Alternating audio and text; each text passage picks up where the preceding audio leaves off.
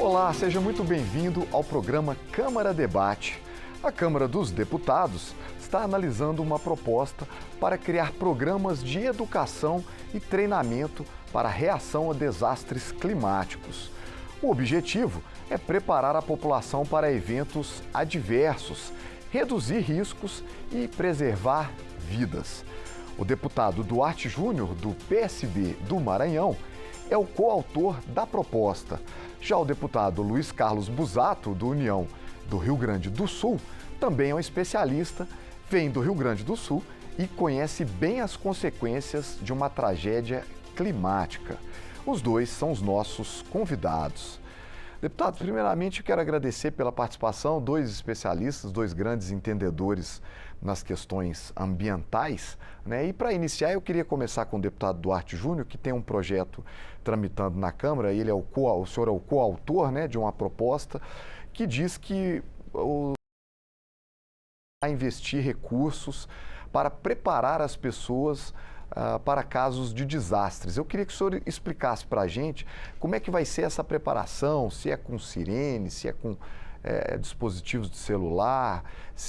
Dá uma pincelada, por favor, nessa proposta do senhor. Obrigado, Marcelo, pela oportunidade. Esse é um projeto que trabalha principalmente no que diz respeito à educação.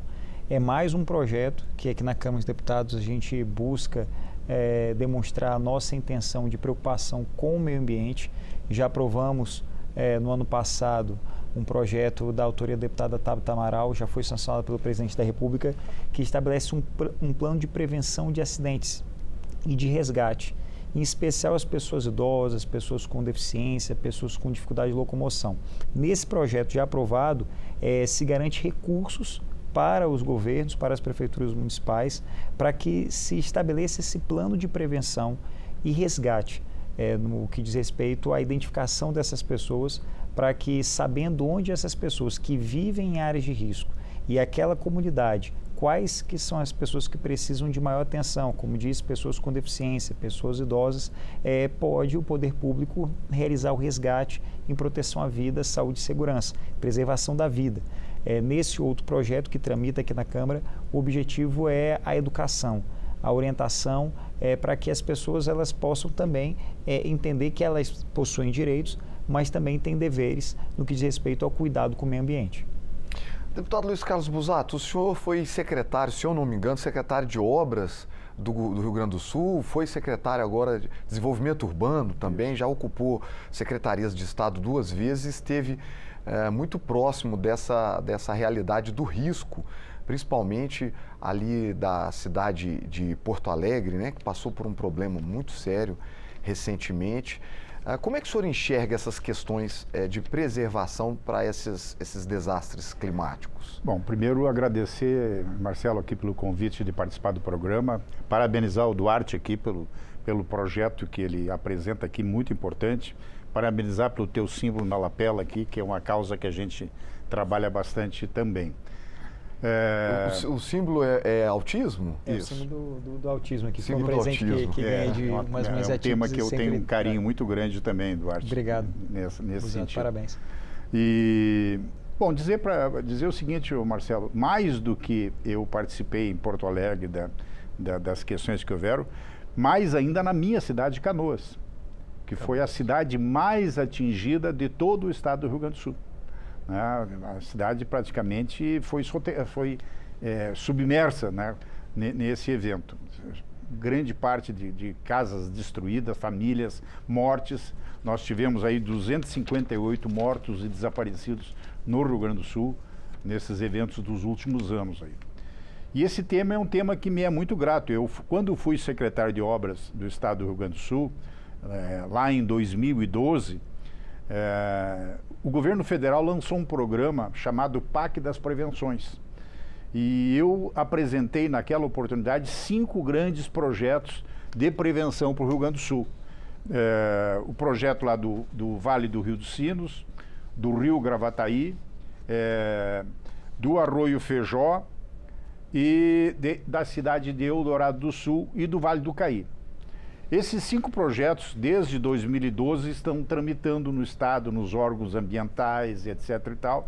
E passado 12 anos, nenhum deles foi iniciado. Nem sequer iniciado. Nem sequer iniciado. Apenas 2 deles têm a licença ambiental inicial da FEPAM, que é o órgão ambiental lá do Rio Grande do Sul. Ou seja, o que isso caracteriza? Que não foi prioridade em governo nenhum.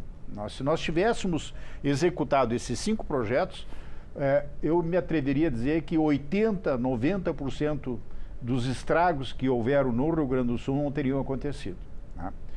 Naquela oportunidade, lá em 2012, ainda não haviam eventos climáticos no Vale do Taquari, que foi outra região muito atingida agora. Então, o que eu quero trazer aqui como mensagem? A importância da prevenção, né? Da prevenção. E quando eu falo em prevenção, é ter projetos de prevenção. Eu estou apresentando um projeto de lei aqui para sugerir que se incluam nos planos diretores e no Estatuto das Cidades a obrigatoriedade dos municípios trabalharem na questão da prevenção, que estejam dentro do plano diretor. E a atitude dessa que o deputado Duarte apresenta é importantíssima, que é a questão da educação, da conscientização da população, né? As pessoas saberem o que fazer naquela hora que acontece o desastre. Então, eu acho que são pautas importantes e que eu apoio 100%, deputado. Obrigado. Deputado Duarte, quando a gente fala em prevenção, tem 2 formas de enxergar isso. Primeiro é a prevenção ao desastre climático e depois a prevenção aos danos, que é perda de vidas e tudo mais. Então, apesar da palavra prevenção dizer de algo anterior, existe uma parte da prevenção que é essa prevenção de danos que pode ser entendida como a posteriori à tragédia, né? Eu só acho que é importante atuar nessas 2 frentes. Olha, Marcelo, fico muito feliz de estar aqui ao lado do Busato, porque eu não esperava uma postura diferente dele, pela experiência, pelo histórico, pelo conhecimento de causa. O que a gente precisa é fazer com que as pessoas e as autoridades elas tenham essa mesma sensibilidade, essa mesma percepção. Vou falar sobre uma realidade da minha cidade, do meu estado, da cidade onde eu venho, de São Luís, capital do Maranhão. Uma cidade com mais de 1 milhão de habitantes, onde sempre os acidentes climáticos que ocorrem, as enchentes, elas ocorrem sempre nos mesmos locais. São problemas de décadas. Entra prefeito, sai prefeito e o problema se repete. Existe um bairro lá chamado Redenção. A Redenção ela fica entre o Filipinho, o Coroado e o Coroadinho. É uma parte mais baixa entre 2 partes mais altas. Então, toda vez que chove em São Luís, não importa se é uma chuva forte ou uma chuva passageira, essa área ela se enche de água e a água entra na casa das pessoas. E para piorar essa situação, é uma área que não tem uma drenagem, ou seja, mistura água da chuva com água de esgoto, as pessoas perdem tudo que tem, todos os bens materiais, as pessoas se adoecem mais com coceira, com doenças de pele, com infecções. Por qual razão um prefeito, um gestor público, aquele que tem a chave do município, a chave do cofre do município, não utiliza os recursos que já tem? Ou, quem sabe, busca recursos federais que tem à disposição através de editais para prevenir esses acidentes? Porque o recurso que é investido em prevenção de acidentes climáticos é um recurso que tu economiza em várias outras áreas. É uma política transversal que pode ser efetivada e deve ser efetivada através de políticas educacionais. Mas, infelizmente, falta uma mentalidade. E é por isso que o que a gente pode fazer aqui no parlamento, a gente está fazendo, elaborando leis que garantam aos municípios recursos federais, dinheiro, para não ter desculpa dizer que o governo federal sanciona uma lei, mas o recurso é do município. Não, a gente está botando dinheiro no município, que estabeleceu o plano de prevenção de acidentes e de resgate. Isso já é lei, eu estou falando de um projeto que já foi aprovado, já foi sancionado, já é lei. E no caso aqui deste outro projeto que a gente está debatendo hoje, o objetivo é fortalecer também o Fundo Nacional de Prevenção para fins de educação, porque eu parto do pressuposto, como não apenas advogado, mas como professor, que o cidadão bem informado, ele se torna um verdadeiro fiscal das relações. Então, ele tendo acesso da importância de se prevenir acidentes, de se cuidar do meio ambiente, a gente vai cuidar melhor da nossa gente, da nossa cidade e vai evitar mortes. Só para ter uma ideia, mais de 78 milhões de brasileiros sofreram algum tipo de acidente climático, ou seja, são vítimas de catástrofes que poderiam ser evitadas.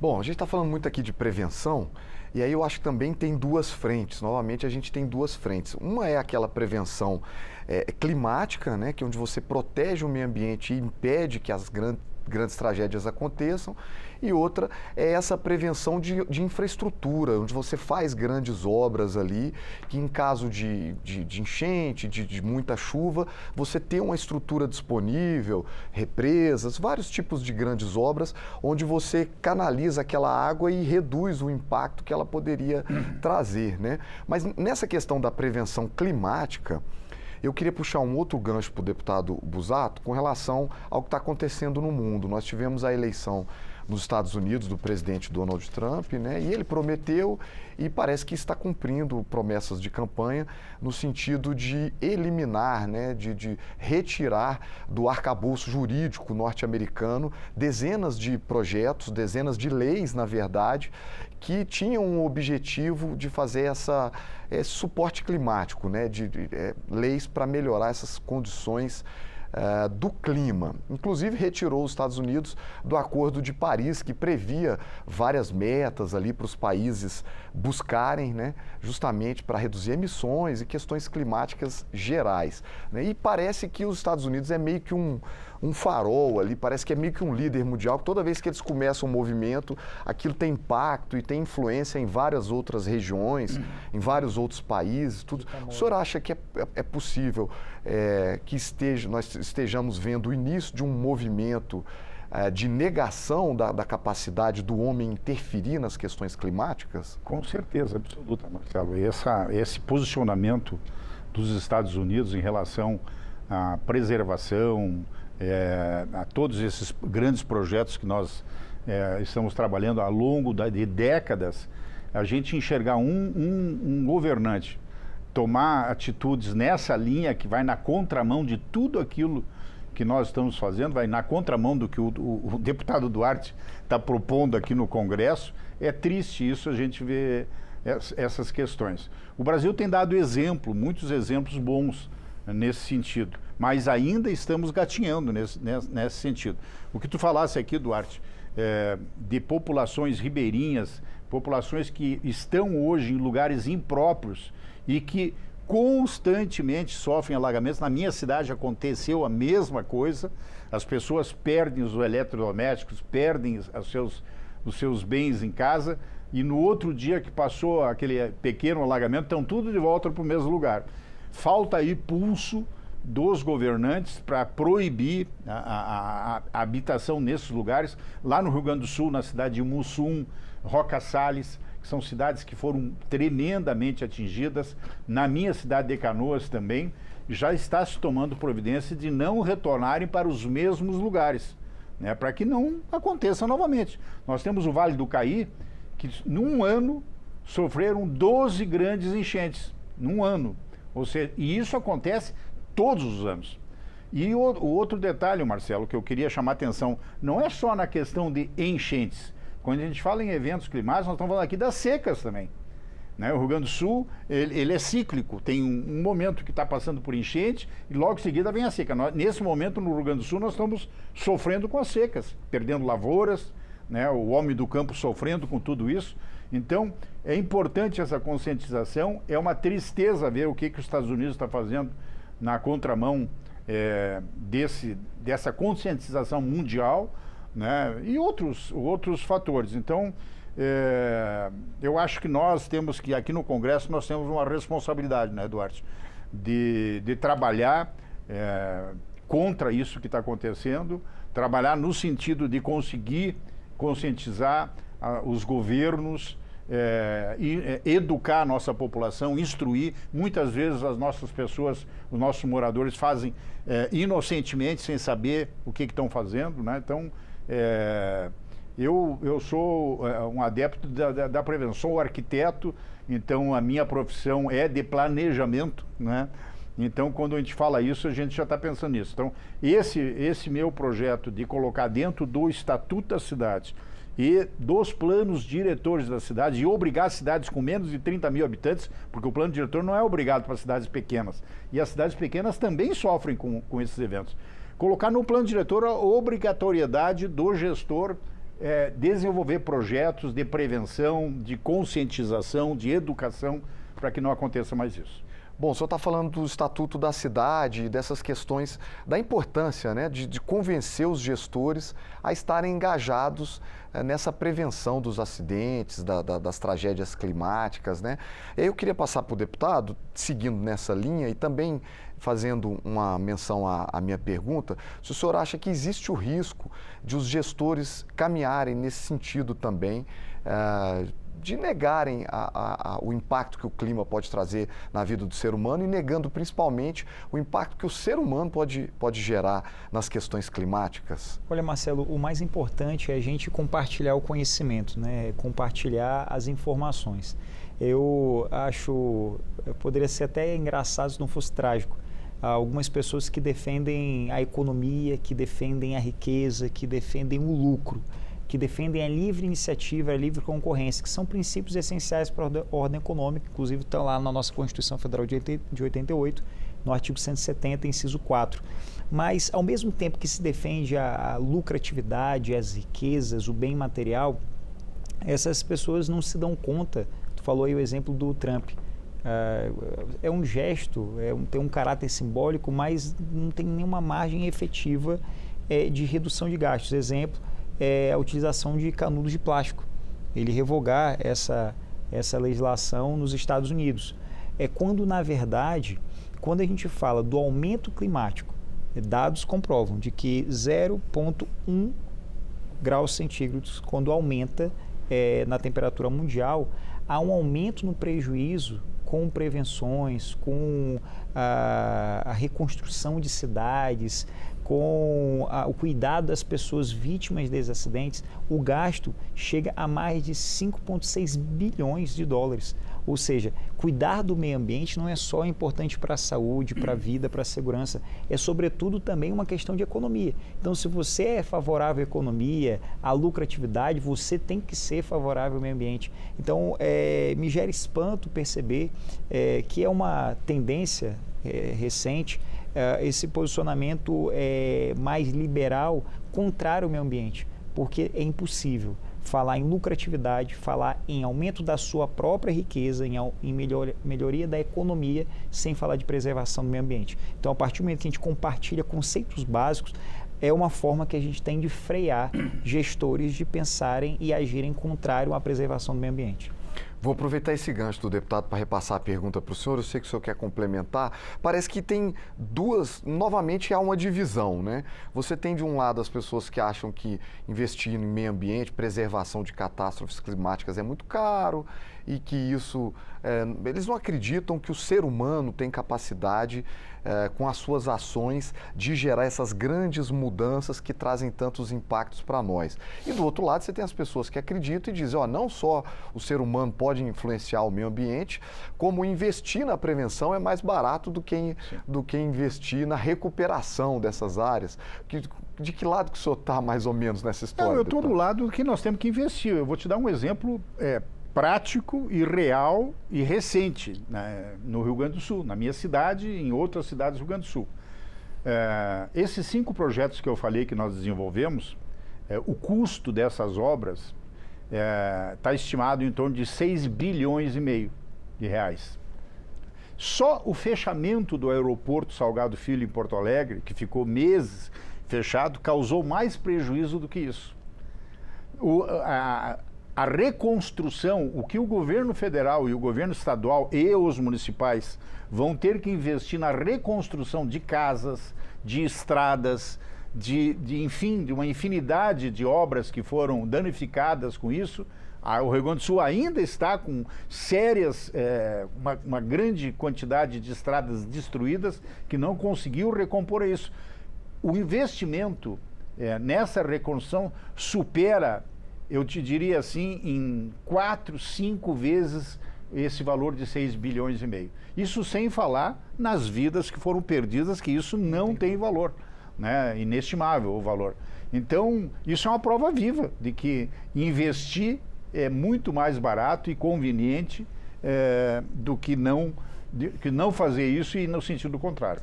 Agora Quer complementar? Complementar, mas trazendo uma provocação para outra seara, as políticas públicas de proteção e defesa do consumidor. Eu estava olhando o teu tablet aí e me veio a ideia, a questão da obsolescência programada. Hoje é uma outra questão que gera inúmeros impactos ambientais. Você tem um aplicativo, você tem um aparelho telefônico, independente de qual marca, infelizmente a marca ela programa aquele aparelho, aquele celular, um iPhone, por exemplo, para a cada ano ter uma atualização do seu aplicativo onde a memória do celular não é o suficiente, onde a bateria do celular ela se desgasta com maior celeridade. O nome disso é obsolescência programada. Você observa que o aparelho, esteticamente, a carcaça dele está em perfeitas condições. Mas, infelizmente, é um aparelho que, ao passar 1, 2 anos, é melhor você comprar outro. Sim. É mais barato você comprar outro do que você trocar a peça. E, infelizmente, isso é uma política, é fruto da globalização, onde esses eletroeletrônicos eles acabam sendo elaborados, produzidos, para que no mais tardar 2, 3 anos eles deixem de funcionar, para que você seja obrigado a comprar cada vez mais. E para onde vai o descarte desses produtos? Onde vai aquele celular que não é mais útil, aquele celular que não funciona mais? Isso fica tudo no meio ambiente. É como se a gente tivesse a necessidade de... A gente mora num planeta chamado planeta Terra, onde nós tivéssemos a necessidade de ter outros 3 planetas Terra para poder armazenar todos os resíduos sólidos que nós, enquanto seres humanos, deixamos no meio ambiente. Então, veja como é uma situação também complexa, sim, que demanda aí da sensibilidade das pessoas, dos agentes políticos, dos órgãos de fiscalização e controle, das empresas, para que aquele produto que ela coloca no meio ambiente, ela também seja responsável por pegar aquele produto e fazer o descarte adequado para não prejudicar. É o caso dos pneus, né, Duarte? Sim. Os pneus, outro grande exemplo. É um problema para o meio ambiente, deveria ter uma obrigatoriedade das fábricas, né, de pneus recolherem o que elas produzem e colocam no mercado. Né? É só moer e pôr no asfalto, né? Resolve o problema. Mas a gente está chegando ao final, o nosso tempo está encerrando, e eu queria terminar com as considerações finais para os dois. Eu estive fazendo algumas entrevistas recentemente no P20, que foi o encontro das 20 maiores economias do mundo. Entrevistei pessoas de vários países, principalmente europeus, e percebi que a mentalidade deles é bem mais homogênea do que o que está acontecendo em outros lugares. A Europa parece bem convencida de que eles têm que ter ações urgentes e necessárias para conter todos esses problemas dos... Não, nós vamos ter essas coisas ocorrendo cada vez com intervalos menores, eventos climáticos severos acontecendo sucessivas vezes, né? Nos Estados Unidos parece que não, parece que lá eles estão meio divididos ainda. Você tem as pessoas ali que estão com Trump, que acham que não, que o negócio é petróleo, vamos fazer muito plástico e petróleo e esquecer essa conversa de energia renovável, transição energética, né? De que lado que o senhor acha que o Brasil está nessa discussão, deputado Busato? Bom, eu queria aqui pontuar exatamente esse ponto da nossa discussão. Eu acho que essa polarização que o Brasil enfrenta nos últimos anos, de extrema direita, de extrema esquerda, isso tem contribuído muito para essa não conjunção de ideias para que a gente possa trabalhar. Parece que é pecado um lado aqui concordar com uma ideia boa do outro lado que possa convergir no sentido de causar melhorias. Se o lado de lá propõe que tem que proibir o canudinho, o lado de cá é contra. Então, essa polarização, essa discussão que o Brasil vive nesse momento é muito prejudicial. Acabam perdendo um grande tempo discutindo esse tipo de coisa e esquecendo de fazer aquilo que é útil, que é emergente e que é benéfico, né? Eu queria aproveitar para encerrar aqui a minha fala, agradecer ao Brasil inteiro, né? Vários estados se mobilizaram para ajudar o Rio Grande do Sul naquele evento de maio. Vários deputados, inclusive, colocaram recursos seus de emendas no Rio Grande do Sul, naquele momento da tragédia. Alguns foram pessoalmente lá ajudar. Então, eu queria fazer aqui um agradecimento muito especial ao Brasil inteiro pela solidariedade com o povo gaúcho. Deputado Duarte. Olha, na linha do que o deputado Busato menciona, a gente tem que diferenciar a política do futebol. Existem pontos muito semelhantes. Tem gente que confunde. Eu torço para o Flamengo. E o Flamengo pode ganhar, pode perder, eu vou ser Flamengo até morrer. E vou defender o Flamengo até morrer. Mas a política não é assim. No campo político mais variado, ou da direita ou da esquerda, tem gente boa em tudo que é lugar. Tem gente boa na direita, tem gente boa na esquerda. Isso. O grande problema é exatamente esse que o Busato mencionou. Quem hoje se entende como uma pessoa de esquerda, progressista, olha para quem é de direita, é liberal, e tudo que a pessoa vai falar está errado, não se permite ouvir. Da mesma forma, quem hoje está no campo político da direita, é liberal, olha os progressistas e entende que tudo que está falando está errado. E não tem a capacidade de ouvir. Eu acho que o grande encaminhamento, conclusão para esse ponto, não só no que diz respeito ao meio ambiente, para políticas de inclusão, para cuidar das pessoas, é perceber que maior do que qualquer diferença, maior do que direita e esquerda, tem que ser a nossa vontade de cuidar das pessoas, de cuidar do meio ambiente, de cuidar daqueles que mais precisam. Se assim a gente agir, ouvindo os diferentes e percebendo que todos nós vivemos numa sociedade plural, a gente vai conseguir reunir esforços necessários e fazer com que o nosso país, com que as nossas cidades, os nossos estados, com que esse planeta ele possa ser um planeta melhor para nós, para os nossos filhos e para aqueles que estão por vir. O senhor citou os mais necessitados, inclusive são os mais afetados, né, que estão nas áreas de mais vulnerabilidade, nas áreas de mais risco. É por eles que nós estamos aqui, são eles que a gente tem que olhar. Não essa briga boba de usar a tribuna para falar nome de um, usar a tribuna do outro lado para falar nome de outro. Essa briga boba, enquanto gritam aqui, gastando muitos recursos públicos, à direita, à esquerda, as pessoas estão sofrendo.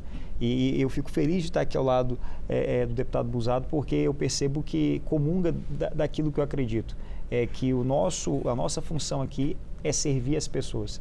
E pensando assim, multiplicando essa ideia aqui no parlamento, a gente vai fazer com que o país possa ser um país melhor para todos. Muito obrigado aos senhores. Obrigado. Nós conversamos sobre a prevenção de desastres climáticos com os deputados Duarte Júnior, do PSB do Maranhão, e Luiz Carlos Busato, do União do Rio Grande do Sul.